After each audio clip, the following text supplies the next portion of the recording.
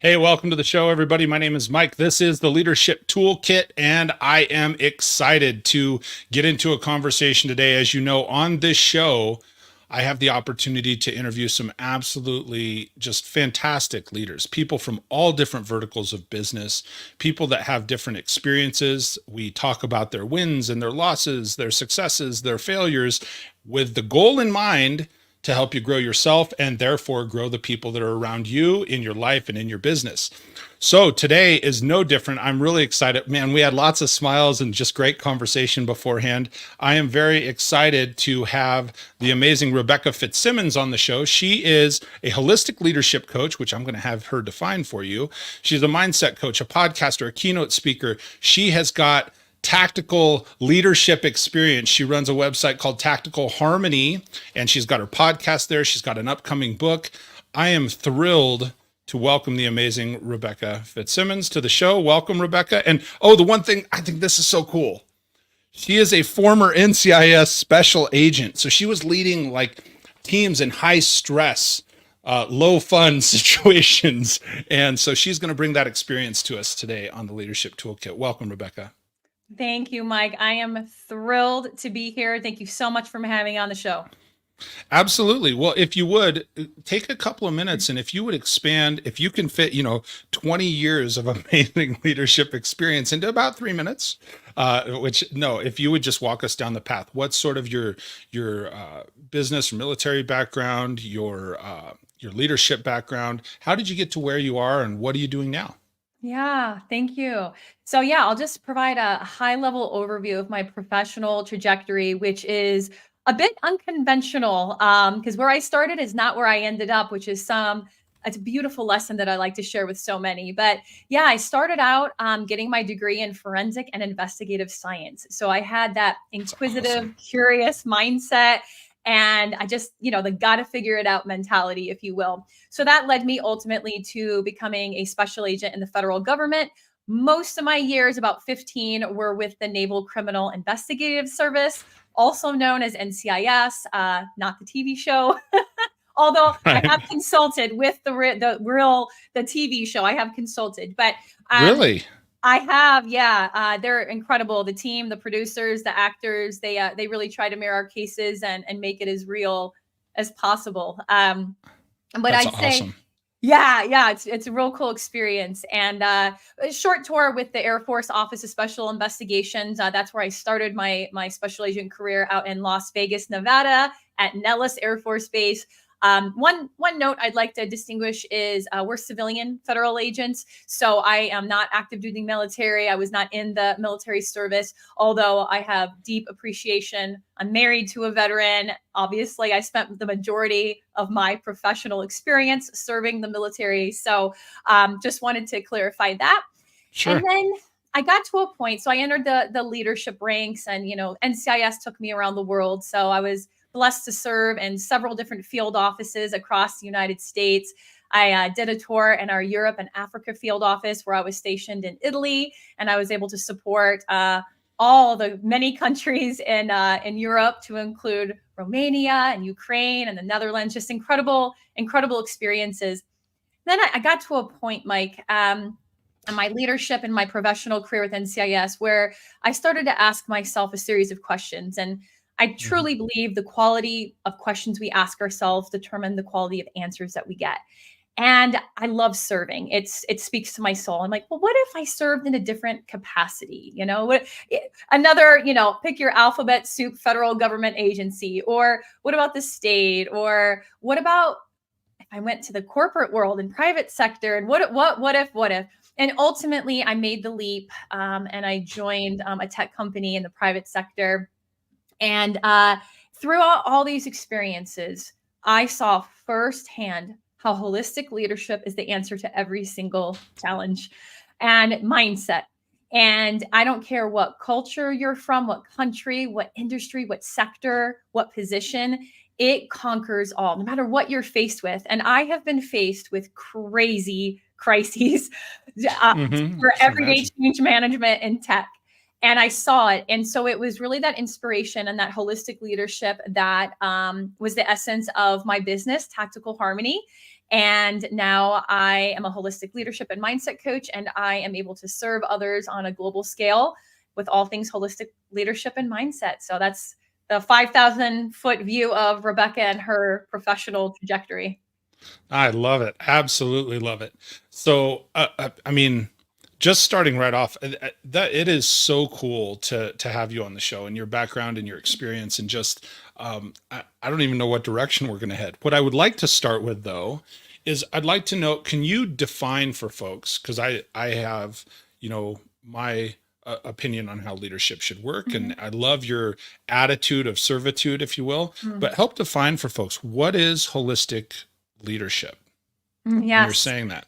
Yes. So holistic leadership, if you're like looking at the words whole, which encompasses the whole of something or its entirety, and leadership, holistic leadership is your ability to influence and inspire yourself, all parts of you, mind, body, and spirit, as well as your ability to influence and inspire others. And it really, one common thing that I see a lot of leaders do is they start on the outside of them. And they start Sure. with, the mechanics or the strategies. And I'm not saying that's not important, because certainly there's a lot of things that we need to build and refine and nurture as leaders. But it starts with you. It's self-leadership. If you can't lead yourself, you can't lead others.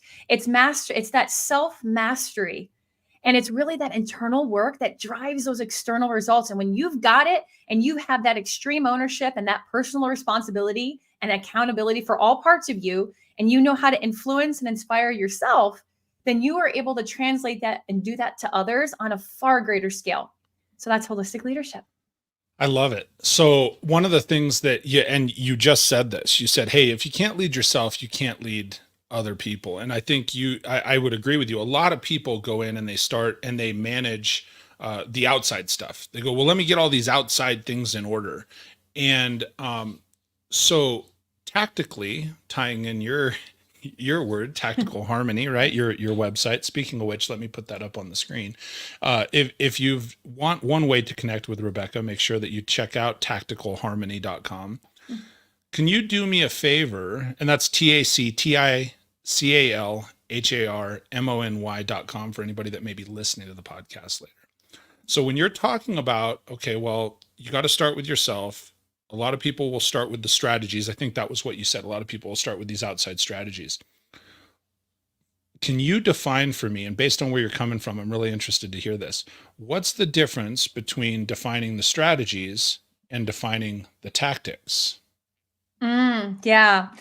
So this is what popped in my brain. So that's how I'm going to answer. Is it Sure. success in leadership, success with your family, success in life? It's 80% psychology or your mindset, and it's 20% the strategies and everything else. And again, going back to a lot of people, and again, I'm not saying, like, I say this with all the love and grace, because I'm sure that I did it when I started out, as I started on the outside of me. Oh, I got to read this book, or I got to implement this thing to do, to move the ball down the field, to execute the mission, whatever it is I was facing. But I didn't start with my mindset and my thoughts and all the things that are internal, my own limiting beliefs, my fear, the narrative that I tell myself, because that informs how we think. The narrative we tell ourselves informs who we are being, which informs our actions, our corresponding actions, which obviously affects how we are leading our teams, how we are speaking and delegating and empowering and growing our teams. So when we're looking at tactics and strategies, strategies, I can teach anyone a strategy. I can teach you how to do X, Y, Z, but those tactics and that, how, and I define tactical. So for my business, my manifesto, it's plan, align, execute, and receive. So I got to have some sort of plan. Like, I got to have a seed. I got to have the thought, right? And then I got to align with it. So I don't know, if I wanted to buy a lottery ticket, I can't just think, oh, I'm going to buy this lottery ticket and not get my butt to the store to buy the lottery ticket, right? Like, you got to align. You got to have that accessibility to whatever it is that you want. And then you got to execute, because so often we romanticize the ending of what we want, but we dread that execution, and we never take that first step. And I know the first step is the hardest, but you got to take that first step. And I promise it does get easier. And then receive. And when we receive, we should celebrate the heck out of it, because the little things are the big things, and those incremental victories, they are huge and they should be celebrated. Because if we can't appreciate and have gratitude for those small gifts and things that we are given, we're not going to have it for the $1 million, the $1 billion, the company, or whatever it is. So having that tactical mindset, that victory mindset, which those are two different things I define, but having that tactics, and then of course you got to learn the strategies, but you got to start with that mindset, because then you will go further and faster sustainably. I love it. I'm taking just a minute to write this stuff down. So I want to reiterate, and often I will reiterate and repeat, especially for things that I think my audience should write down. Like, this is really valuable right here. One of the things that you said, and you said this is something your business is built around, plan, align, execute, and receive. And so I would jot that, as you're listening to this, that's something that's important. Plan and correct me if I'm wrong, but that's in order, right? You've got to sort of do that in order.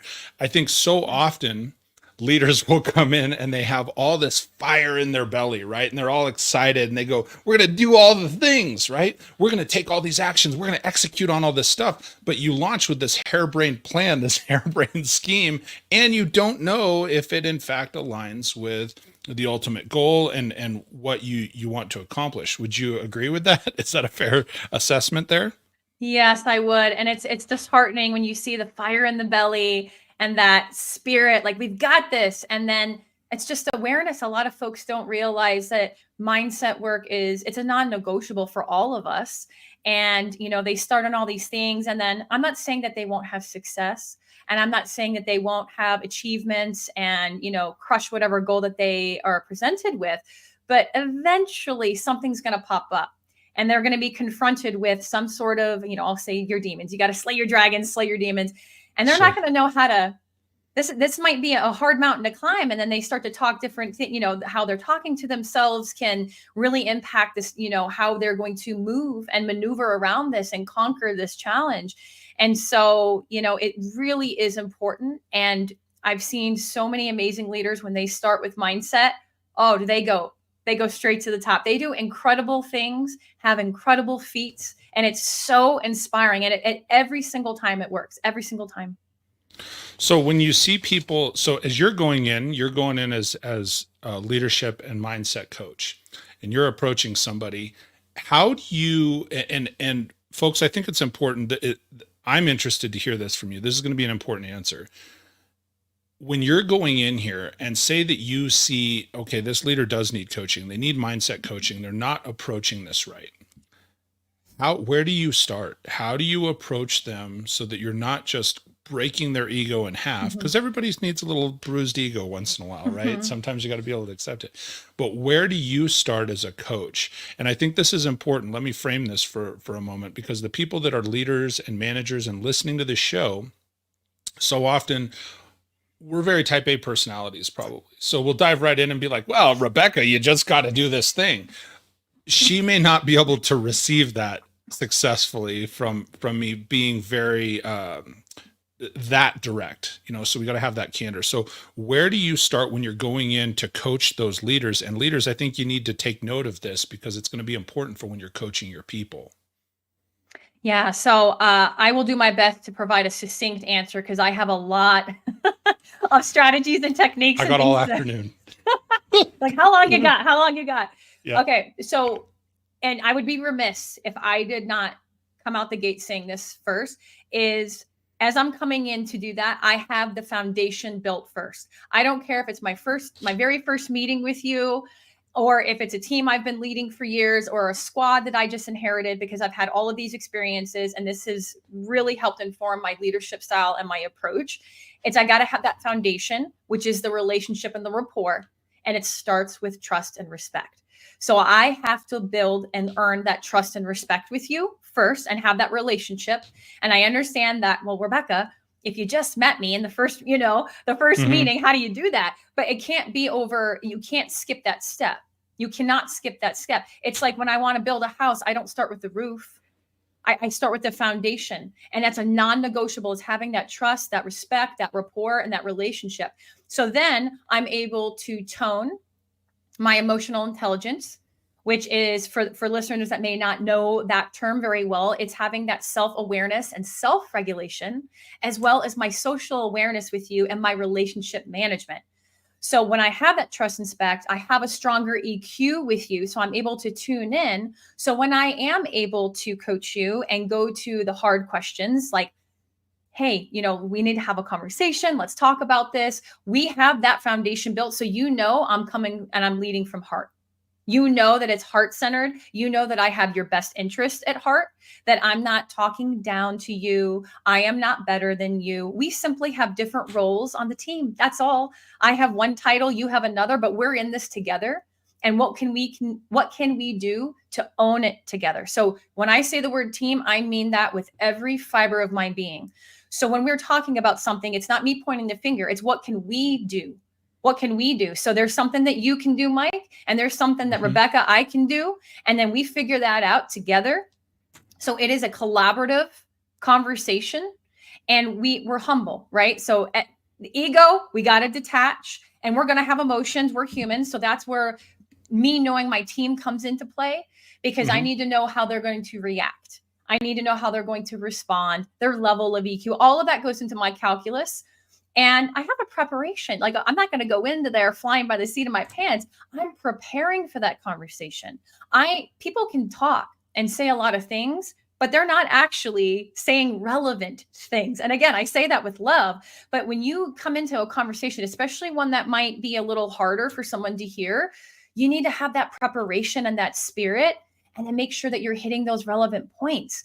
And then going into the questions. So when I come into it, I don't know what you have going on in your life, which that's the spirit of holistic leadership. You might be going through something very hard at home, which means, you may not be playing, you're not playing 100% like you normally do. And that's okay. So hopefully I have some indication of that. But having that empathy and having that understanding and compassion, so I'm creating that psychologically safe environment so we can get to the nuts and bolts and figure out what we need to do. Is this not the right time to assign you this project because you do have a lot going on at home? Or is it something that I missed as a leader and that I didn't set a clear expectation and I could do a better job? I own it all. I own absolutely all of it and everything in between. So having those questions ready to ask at the ready, because again, the quality of the questions we ask determine the quality of the answers that we get. So if I ask crappy questions, I'm not going to get a great response. But if I ask meaningful, heartfelt questions and my team member knows, wow, she really does have my best interest at heart, and I feel comfortable enough to say what I'm thinking, whether I'm mad at her, I'm mad at my peer, or I think something was unfair that was done in the company or business, I'm going to speak up and I'm going to tell her, because I know we got this. We're in this together, because you got to weed that stuff out. You have got to iron it out. And again, especially coming from NCIS, where there was a lot of high risk situations and operations and missions, we don't have time for cancer to spread. Like, he doesn't like her, or she doesn't like, we see past that. We move through that. We plow through that. And that is what's called a winner spirit and having a victory mindset. But we're humans. We're humans, and we have thoughts and we have feelings. So that cannot be ignored, which goes back to holistic leadership. I got to care for myself and I got to care for you. And when we do that together, we are unstoppable. That is absolutely brilliant. And I'm sitting here, like I said, I told you, people know the top of my head probably better. I'm going to recap this for just a second, because I'm taking all these notes down, and I think there's a lot there that you shared that is, I love, let me just compliment you, Rebecca. The passion you have for this, phenomenal. Like, it's no wonder that you're good at what you do, because like it just comes right. It comes right through you. I think it's phenomenal. I love the fact, and so folks, you might jot this down, because I said, hey, where do you start? Right? If you're coaching somebody, and this goes for if you're a leader, if you're a manager, if you're someone that is a leader of leaders, you're going into coach and be that mindset coach. The short answer was, she said, build the foundation first. And then I wrote down 5 different steps. And yeah, I know there's probably some steps within the steps, but the 5 things that I really took away from what you said you got to have relationship and rapport, right? Trust is, I think for humans, trust is and respect is sort of a default. Like, you and I meet each other, and based on your background, I already trust that your experience on leadership, and we have a mutual respect for one another. But I think it's one of those that you have to continue to earn it consistently. right? And then the second one, you said your EQ and your tone lead from the heart. I want to ask a question on that too. I'm gonna jot it down just because I'm curious here in a minute. Third, you said and you did not say this directly, but this is what I took from it. Be on the team. You use the word we over and over. There's a fine line, and I've shared this many times before, like with, I love football analogies. I had, my oldest son played football in high school. And one of the things that I shared is it's like, hey, there's at some point you've got to be a coach, right? And you're coaching people and so forth. But when you're in that moment, so like what you're talking about, when you're that holistic leader and you're in there, the coach isn't on the field. You're a quarterback. You got to be there and have that trust and mutual respect and be able to communicate with your team in the moment on the field. So I love the fact that you said it in so many words, like be on the team. It's we, it's not me, it's not you, but we collectively. And then the fourth thing you said, prepare for the communication. You said that since the beginning, was like quality of your questions are going to be the quality of your communication. It's going to be the quality of your answers. And number 5 that I wrote down was, you got to ask really good questions, and therefore it means you have to listen. Like if you're going in with those questions prepared. You also said a couple other things, was you got to own it. I was going to ask, but you sort of answered this. I said, well, how do you prepare for the communication? Do you take the time to write down questions? And if I'm going to be having a dialogue with somebody, especially a difficult dialogue, how do you prepare? Like, do you just, you write it down and go for it? What other research do you do, maybe, Rebecca? Yeah. And I will comment before I answer that on your last statement, is the listening. Active listening is huge. So when you're talking to me, like you're doing with me, you're repeating back. So I know that you heard me. We have 2 ears and 1 mouth for a reason. Yeah, and so I love that saying. So I'm listening and I'm engaging. So I know how to maneuver and adapt to you, which that adaptability is huge, because one size does not fit all in leadership. You might think you're rocking and rolling with one of your team members, and then someone else throws you a curveball and you try the same strategy or technique and it doesn't work. So you have to learn to be, we call it Semper Gumby and NCIS. Like you gotta be adaptable. You gotta be able to move. So to answer your question, preparing for these tough conversations, it really depends. So sometimes it's a mental list. So I believe the body does not go where the mind hasn't been. So mental rehearsal is absolutely key, which is why we train, which is why we, go over things over and over. It's never a one and done. It is consistency, it's discipline, and it's staying in the game every single day. So that is absolutely huge. But, have I prepared by the old fashioned, taken notes, right? That intentionality, making sure that I'm not missing anything. Sure. Or, taking notes on the computer. I've done that, but I have found more success really just in going through that mental rehearsal, mental preparation, thinking about things that I want to say, thinking about things that they might say and how they might respond. And then I always play kind of, I don't know if I like this term, but devil's advocate. Like I'll go through it one way and I'm like, but what if it went the other way? Well, what if they said something else? And then I rehearse there, because again, the body doesn't go where the mind hasn't been. So I'm training myself. So I am the best leader, the best advocate, the best cheerleader for my team, that they're going to, my goal is for them to come out of that conversation feeling empowered, even though it may have been a constructive conversation where we're talking about areas of opportunity and focus. I want them to feel so jazzed and empowered that success is inevitable. You proceed as if success is inevitable, and you truly, the only limit on yourself is the one that you place on yourself. And so, yeah, a little bit of A, a little bit of B, just depends on the situation, I suppose. But mostly it's mindset, mental rehearsal. I love the mental rehearsal statement. And how I liken that, one of the things that I hear is, because I've heard it said, like Olympic athletes, we have the Olympic Training Center here in Colorado Springs, right? And my middle son at one point was an attendee there. He did gymnastics and he got to train. There were several Olympians that were coaching their JO program and so forth. So cool. And one of the things that I realized that I thought was just awesome, there were times that those guys, it was all men, it was men's gymnastics program, but that they would step back. And if you watch Olympic level athletes, high level athletes compete, there's often times where you'll see they step back and just close their eyes. And that that's what they're doing, is they're rehearsing in their head. Like, hey, there's and I think it was Les Brown said this one time. He said, you've heard the saying, Rick, practice makes perfect, right? And you know what I'm going to say next? I think I know where you're going, but let's see. One of the things that I heard Les Brown say speaking years ago, he said, no, perfect practice makes perfect. But the only place that perfect practice can take place is in your mind, you know? Yeah, so because I can be like, we'll continue down the gymnastics road. I cannot be a good gymnast, which I am not, but I can take the time to sit back and process through what's the mental rehearsal. What would I have to do? Like I could see myself and put myself in those situations. Now you said the body can't go where the mind hasn't gone. My body couldn't go there anyway, but I'm saying you can still perform, those processes. You can perform those systems in your brain to work through that.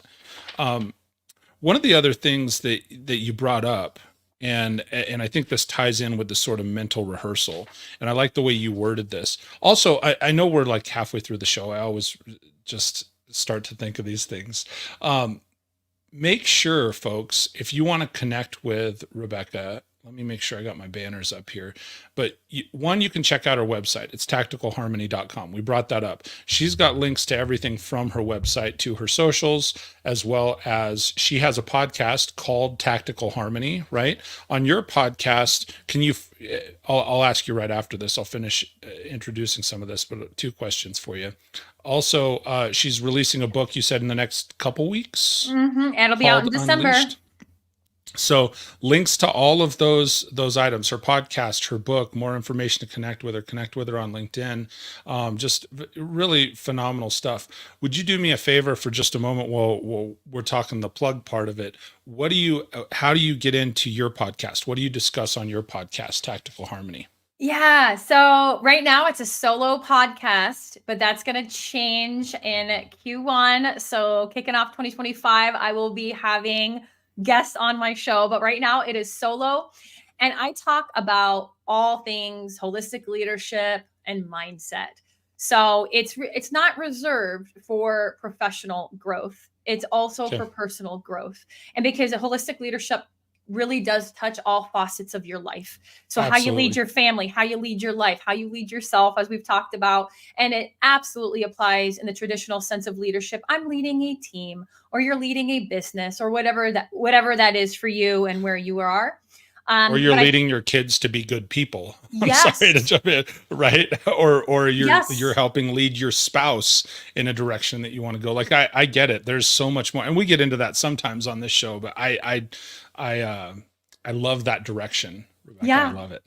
Yeah, no, and it really does. No, this is amazing. And I do give examples. I try to give all sorts of examples, so it's not just reserved for those in a career or about to enter whatever career field that they are choosing, because it does really apply to all facets of your life. So I try to be intentional and hit all parts of you, but nothing's off the table. I've talked about resilience and grit. I've talked about discipline. I've talked about emotional intelligence. Goodness gracious, I've talked about every part of leadership that you can possibly imagine. In fact, I'm going to be recording one later today, and it'll drop tomorrow. But I don't like to shy away from uncomfortable topics, because I believe as leaders, we need to get comfortable with the uncomfortable. So if there's something that, maybe that's woo-woo, or that's taboo, or whatever label you want to put on something, I like to drill down, because one of my goals, Mike, is to demystify. So often we fear what we don't understand. So my goal in life is to demystify, to make things so simple that you feel so empowered and jazzed that you can do anything. Because little secret, you can do anything. Humans are capable of greatness and have so much personal power. And I'm simply here to teach you some strategies, some techniques about energy regulation and mindset. And I would also say that, and I've said this before, and I know my listeners and my community know this, nothing is good or bad, but thinking makes it so. Whatever meaning or label that I am putting onto something that is going to define my relationship with that thing or that person or that experience. That's going to determine my moves. That's going to determine how I feel. So if I truly believe that everything in the world is happening for my greater good, for my highest truth, to, we'll just say the quote unquote bad days, those are character building days. Those are days where I'm able to build new skills or perhaps refine existing skills. And that is meant to get me to the next level of leadership and the next level of my life. And so by virtue, if we mildly subscribe to that, then we have to understand that there's going to be things that are uncomfortable. But guess what? Change is inherently uncomfortable. We don't grow in our comfort zone. We grow outside of our comfort zone. And once we recognize this, and these are the things that I train on, it's like your brain, it's doing its job. We are designed to be in the known or the familiar and to make, our brains want us to be safe. So when we're learning something new or stepping outside of that, your brain says, whoa, hold up. This isn't a movie I've seen before. Are you sure you want to do this? Maybe you're not good enough or tall enough or pretty enough or whatever enough, and you start to question all the things, and that's the narrative and the limiting beliefs. But once you realize that's what's happening, your brain is doing its job, but you are in control. You're able to get into the driver's seat. You're able to say, no. And you're able to tame yourself like a wild stallion. Like, nope, let's go. We've got this. And then it becomes easier. It's never as catastrophic or scary as our narrative that we tell ourselves. And then you get momentum, you build confidence, you get clarity, and all the things that come along with it. So yeah, all of those things we talk about in the Tactical Harmony podcast. I just absolutely love it. And I jotted that down because make sure I have this correct. You said nothing is good or bad, but thinking makes it so. Yes. And that is, I think it's William Schick. That is not a Rebecca. I was going to credit it to a Rebecca Fitzsimmons because I have not heard that, but I love it. And then one of the things you were talking about with growth is uncomfortable, right? Leaders got to get comfortable being uncomfortable. Growth is uncomfortable. And what's funny, I have longtime mentor of mine, boss, he said, look, they don't call them growing comforts. They call them growing pains. He always reminds us of that. Like, hey, when you're gonna have a breakthrough, when you're gonna get through this thing, they don't call them growing comforts. So you just keep going. Let me ask you a question, because there's I've got so many different directions. This could be like a 3-hour podcast if we tried hard. So when you're talking about, that fear in between your brain, it's not real. You can get uncomfortable with stuff. Do you have some advice for somebody? Because I know here's one of the things that's hard. As someone who's often been in, I've long time been in leadership roles, coaching roles, executive level roles. And I know that people that listen to this podcast may be there. It's really hard to admit fear because that right away it's a bump to your ego. It's really hard to admit, might feel like an imposter on this, or I might not know. And there were several things you said, right? I might not be attractive enough. I might have, my beard might be just a little off, whatever. We start to question all these things. Do you have some advice, maybe 1 or 2 things that someone can, tactically or directly do that will help them break through that fear? Absolutely. Oh, this is one of my passions. So you said just a couple of things. I'll do my best. You hold me accountable. You just listen. I'll get another page. I'll just keep taking notes. I'm okay. I got page and a half so far. You just keep going. I love it. Okay. So fear. So a little secret that, again, I like to demystify. This is not a secret, but I think it seems to be. Successful people have fear and they do it anyway. I don't care who you are. I don't care how high up in whatever agency or company you are in, they still have fear, but they move anyway. And that's what courage is called. You have it. You might feel a little hesitant or scared, and you move anyways, because once you move, then you're able to get the gift of feedback. And then I'm able to see, what I'm doing is working, or maybe I need to pivot a little bit, or I need to change 1% in this direction or 1% in this direction, or whatever it is. And again, it's rarely so catastrophic or scary as we tell ourselves. But once we normalize that, absolutely, every single one of us have fear or some sort of limiting belief, But once we realize that that's what's keeping us playing small, And when you realize if your what and why is powerful enough, what I want to do and why I want to do it, which goes into your values and your purpose, your soul's purpose, your highest truth, nothing is going to stop you. No, absolutely nothing is going to stop you. Your what and why is powerful enough. You're going to figure out the how. It'll come. It'll be ease. It'll be flow. Sure, you're going to have curveballs. But again, if I subscribe to the belief that it's happening for me and it's for my greater good and my evolution, and I'm able to consciously create and step into higher levels of leadership in my personal and professional life, then I'm going to keep moving. So now that we understand that fear is natural, every single one of us have it. I don't care who you are. Yep. It's going to pop up. So it's awareness first. One of the first things that I do that I find effective and I train my clients and teams on is I want you to mentally and physically turn down the volume on it. So literally when it pops up, I want you to like you're turning down the volume. Yes. Okay. I want to turn that down. And why?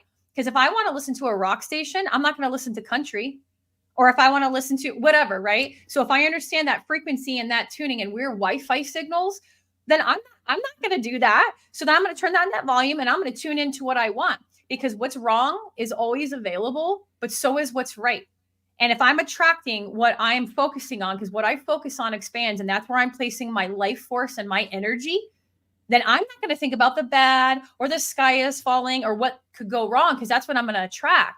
It's like a NASCAR driver, you're not going to look where you don't want to go, right? That's like disaster. Yeah. I'm going to look where I freaking want to go. And I'm going to go there with every fiber in my being. I'm not going to be casual about it. I'm going to bring the intensity and I'm going to bring the fire again, because my what and my why are powerful enough. And that's where you got to anchor.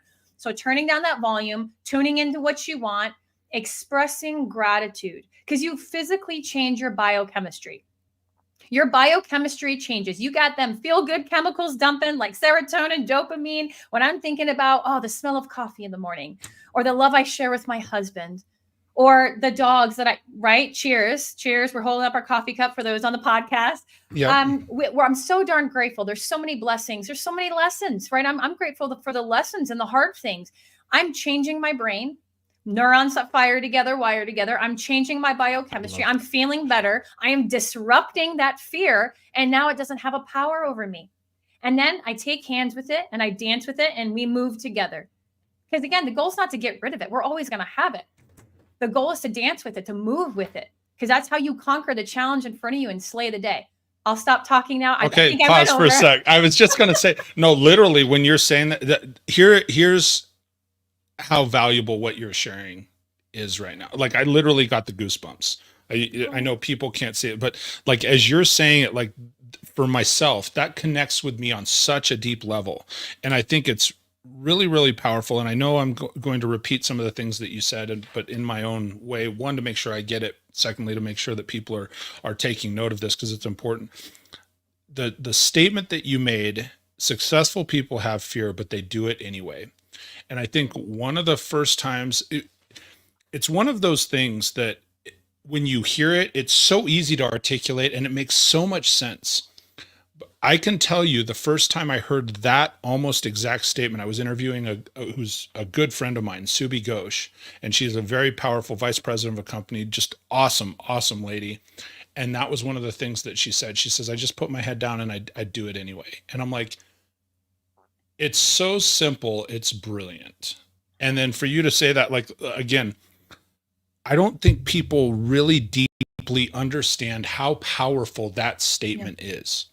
And I would say, write that down, put it on your mirror, put it on your computer, do it anyway, because and after you've done whatever the thing is, and you brought up, you said the what and the why, and figure those out, because, know what your what and why are, and then you'll figure out the how. Mm-hmm. I think one of the things that's key, and I'm just filling in a little bit of a gap here, is yes, I have my what, I have my why, I'm doing it anyway.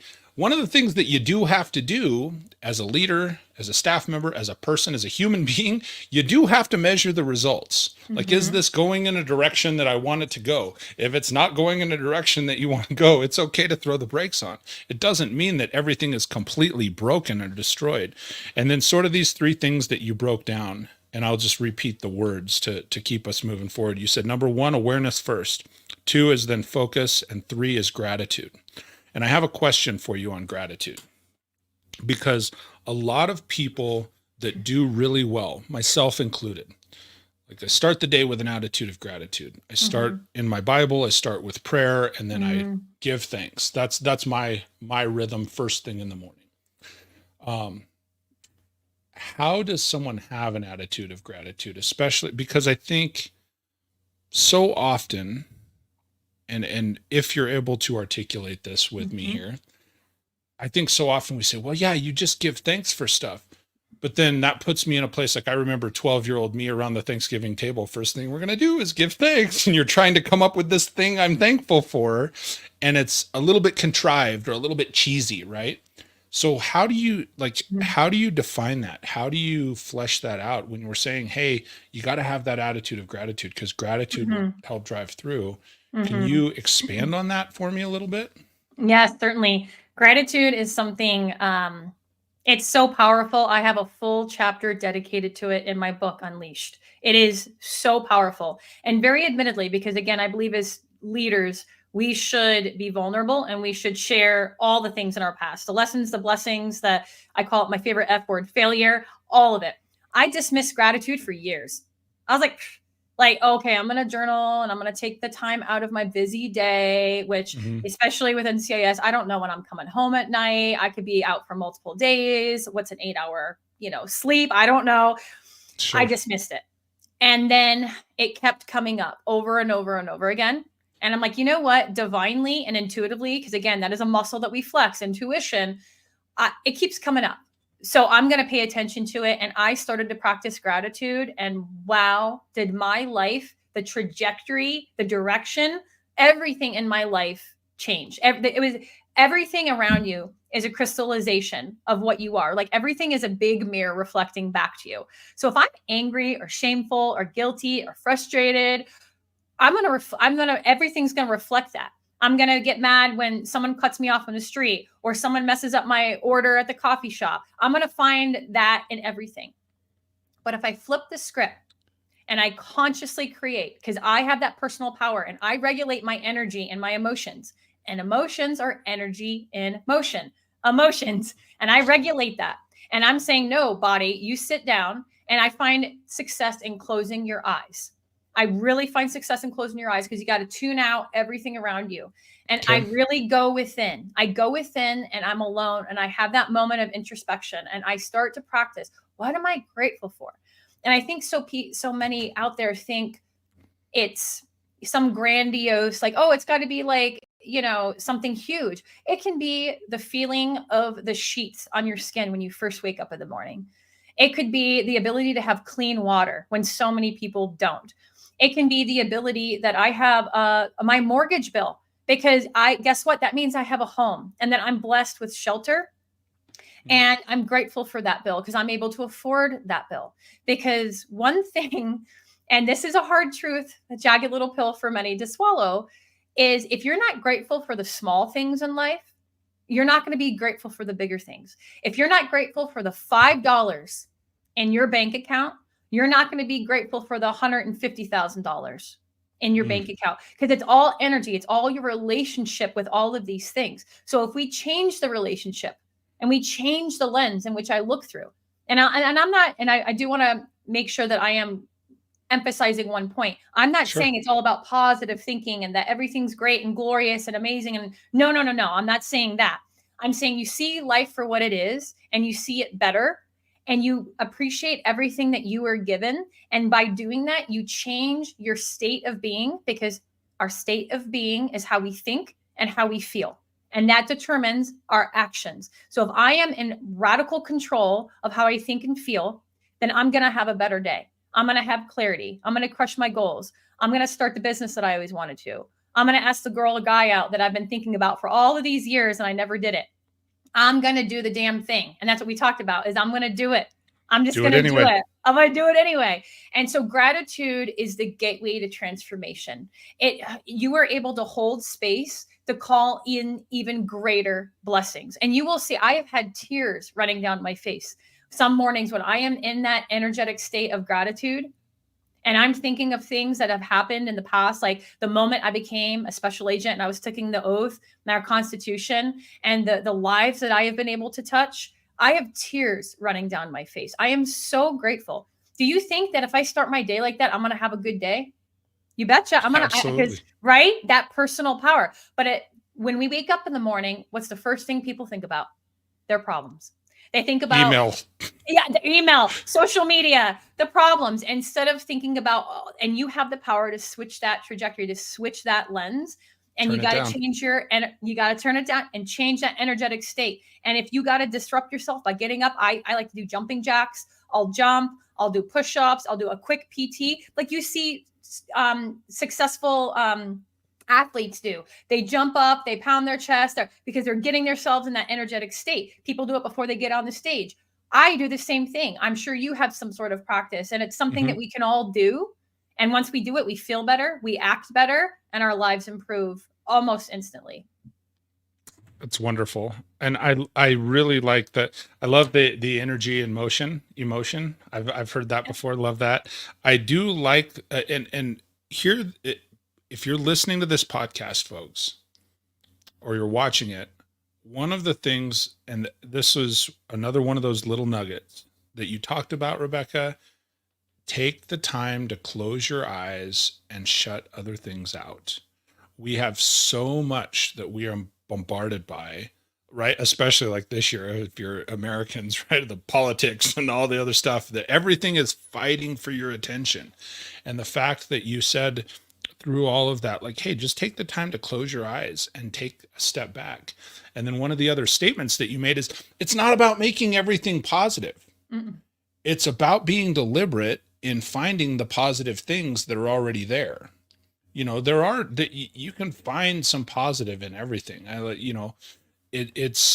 There is something about being deliberate. So a couple of other things. I want to go back for a minute because I didn't get a chance to ask this question. And I love everything that you've shared. It's just phenomenal. Thank you. One of the things that we brought up and we were talking about earlier was that mental rehearsal. And one of the things that I want to talk about is you're talking about, gratitude and doing the things every day and so forth. And one of the notes that you sent, hey, we were talking about, hey, what topics, what do we get into, was the micro actions and consistency and how those are the key to somebody's success. Well, I think that ties in with a lot of things that we talked about today, right? The mental rehearsal, going through each of these things. How do you, especially when it's not fun stuff, and it like gratitude, even, for example, it can be hard sometimes to find those things that are great. It can be hard to go day in and day out and, say, well, it's easy for you to say on a podcast, do it anyway, but I've got real life sitting in front of me. So how do you approach that? Like, what are some actions or some activities that you either do yourself or you might recommend for people to allow them to stay consistent in their daily lives? Yeah. And consistency really is key. And as I always say, it's that simple and it's that hard. Yeah. That simple and it's not hard, right? Yeah. So one huge thing, and this is I call it a micro action, and it's something that I put at the forefront of every single day, and it touches absolutely everything I do. Okay. And that is discipline. And I define discipline as the ultimate expression of self-love. I do the things when I want to do them, and I do the things especially when I don't want to do them, because I know it's for my greater good and that I am the creator of my life. I am the CEO of my life, of my career. I'm the main actress, main actor. And so I know that we'll give a gym example, that when I get my butt to the gym, I'm not going to have a bad workout. I'm going to feel good. I'm moving my body. I'm moving my energy. I'm getting clarity. I'm taming my body. I'm getting my mind clear. I'm going to feel great. Right. And so having that discipline is something that allows me to do the micro actions, like, oh, I'm going to eat healthy, or I'm cutting out whatever it is. Maybe you're on that journey. I'm going to have the discipline. Right. So looking at it through that discipline, like that's self-love. That's a question that we ask ourselves. Is this loving to me? Is this loving to me? Is this for my greater good? Is going to get me from where I am to where I want to go, right? Like that, when we bridge that gap, that's ambition. And I coined the term soul aligned ambition because it's anchored to my what and my why. So it's soul aligned. So I know it's going to work out, which can defy logic. And I know that's a hard truth for many, that if it's heart centered and intuitive, it feels right. it may not match up with logic, and that's got to be something that you need to confront as well, right? So having that faith, having that unwavering trust that I'm going to show up for myself every day. I tell people, I want you to be selfish. I want you to be selfish. Again, we make a negative connotation on that word, but I want you to be selfish, self-love, self-care, giving to yourself, however you want to, whatever resonates with you. I want you to do it, and I want you to do it every day. Because when you plant a seed, we don't expect to see the apple tree that same day or the next day. You're going to see it eventually. You got to water it, you got to nurture it, and you got to stay in the game. That applies to discipline and everything that you want to do. I didn't just wake up and know how to be a business owner. My training is in criminal investigations, counterintelligence, national security. Like I didn't go to business school. But it doesn't matter because I have a victory mindset and I have holistic leadership on my side, and I figured it out. I took the trainings. I hired the coaches. I hired the mentors. I went to the conferences. I learned everything that I needed to be a successful business owner. And so that can apply to anything, any listener right now, whatever is on your heart and mind and that you want to do and you're not sure, allow me to push you over that edge. Have that discipline, have that self-love that you're going to show up for yourself every day. Because then as leaders, we show up even more powerfully and meaningfully for others. If I'm the best Rebecca I can be, and you're on my team, Mike, I'm going to bring it to you. I'm going to come in hot. Like, we've got this. We're going to take our company to the moon. Let's go. Like, let's go. Right. And we bring that enthusiasm. But if my body language is kind of like I'm slumping in my chair and, my voice is kind of low, like you're not going to be as motivated by me. And I'm not saying I'm going to be like, woo, every single day, but you are going to get the best possible version of me every single day because of my discipline and because of the consistency. I love that. Energy is infectious. Folks, like, and we think, oh, well, this might be a little bit cheesy or whatever, but well, just try it. It's like, have you ever done the clapping exercise, right? Where I've been in sales for 20 years. And so one of the things, like you get in front of a group of folks and you start the clapping thing, right? And it starts off slow and then you go faster and faster. And before you know it, everybody's joined in. It's because that energy is infectious. They're like, I don't know what he's doing, but I'm on board. Right. And so I want to ask this also. We're kind of coming down to the tail end of the hour. One of the things that you said was talking about the discipline every day and what you're going to allow in. And I think it's one of those, like when you were talking about going to the gym, you're never going to have never going to have a bad workout once you're there and engaged in the action. You're going to have a bad trip to the gym because you're like, I don't want to go, and so on and so forth. Who or what are the things that Rebecca Fitzsimmons allows to space in your mind? Who do you allow to influence you? Who are the people that you look at as good teachers, or what books or what places are you going for deliberate learning? Yeah. And before I answer that, I will say that another key tactic is don't negotiate with yourself. I don't negotiate with myself. When my alarm goes off, and I'll stick with the gym example, let's say it's 05, I'm not going to negotiate with myself. Well, my bed feels warm or the coffee sounds. No, I'm not negotiating with myself because I know that's the desired result I want. So I'm going to get my butt out of bed and I'm going to go. So do not negotiate with yourself. And you got to stand guard at the door of your mind, because if you don't have that boundary setting, which this ties into your question, if I let in all negativity, pollution, bad things, that's going to absorb. That's like, I try to be Teflon and make like a duck and let it roll off my back. But, I am a human, right? Like a little, I'm going to absorb something. So I am intentional with the relationships that I have, what I consume, which is much more than diet. It's my TV, it's my social media, it's this podcast. I am very intentional. And it's not being antisocial. It's boundary setting, because my yeses and my nos are intertwined. So when I'm saying yes to you, I'm saying no to something else. So I'm very intentional about that. So when it comes to influence, I believe there are so many teachers out there. Absolutely. As we briefly chatted about, dogs are one of the best teachers. They organically display mind, body, and spirit. Anything from grit and resilience to adventure and curiosity, love and connection, mindfulness, mental fitness. And I detail all of these in my book, Unleashed.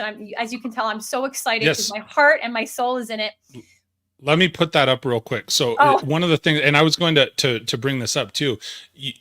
Rebecca has a book coming out let's say 3 weeks from now, beginning of December. Yeah, December. So Unleashed, you can get the info on her website, and then you're releasing it on Amazon, Yes. right? And so definitely, forgive me because I don't think I had put this up yet. There's two things though that I want to make sure we get out before the end. One is you need to check out her book because it's such a unique take. Now I haven't read the book. I read the pitch on the website. I've talked to you. I will absolutely buy it for myself because I'm really excited to get into the way you write and your voice and the way you present the stuff. I'm stoked about that. Oh, thank you. And then two, for anybody here, make sure that you reach out. I would encourage you connect with Rebecca on LinkedIn because she is as awesome a person as she appears to be on this podcast. But you go to linkedin.com, search for Rebecca Fitzsimmons. She's Rebecca, traditional spelling dash Fitzsimmons, Fitzsimmons dash Tactical Harmony. Tactical Harmony is all one word. There's no space in there.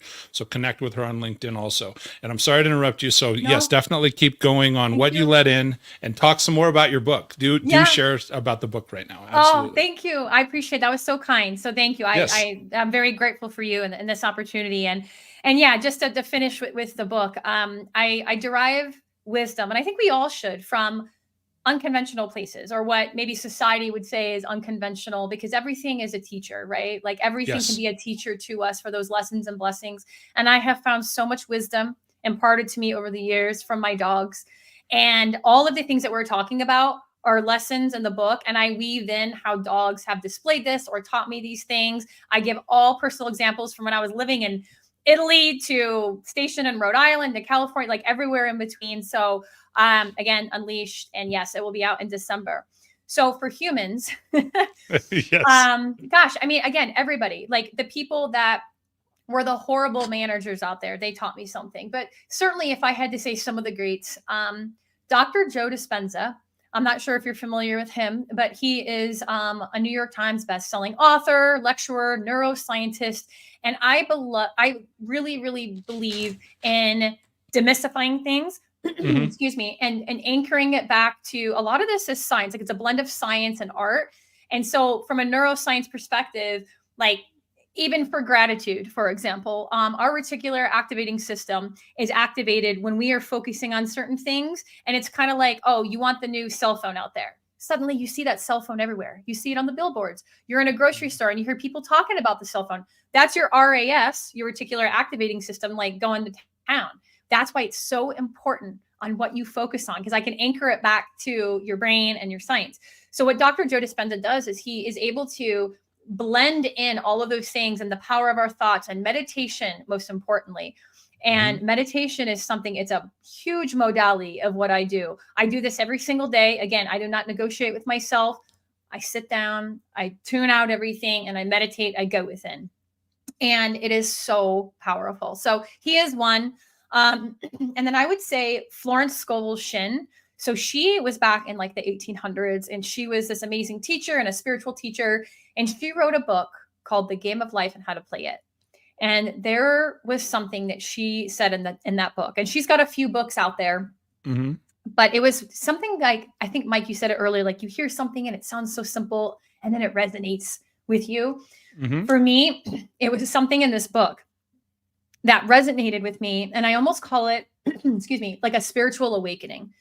And it was, life is a game of boomerangs. Everything that we put out comes back to us, your words, your deeds, everything, with astounding accuracy. So that knocked me off my feet. I was, whoa, that is crazy, because we are the creator of our lives. Everything is a crystallization, right, of what I have manifested, what I have called in, what I have done in my life.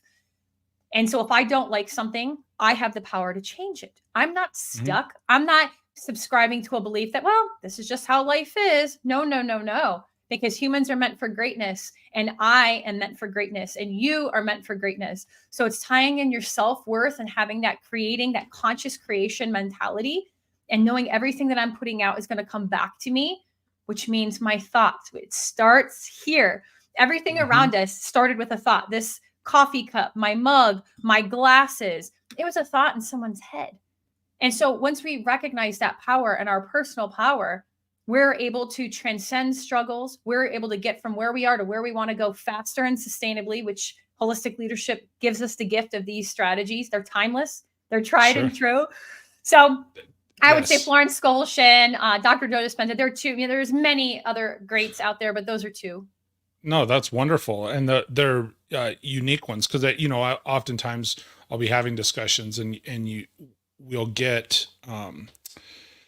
people that make recommendations, especially they're, oh, well, currently you should go look at this. I love the fact that these are a little bit deeper, that I love the premise behind it, and they're not ones I'm familiar with. So again, that's something that is gifted to me today. I can go look it up and say, hey, here's an opportunity to grow.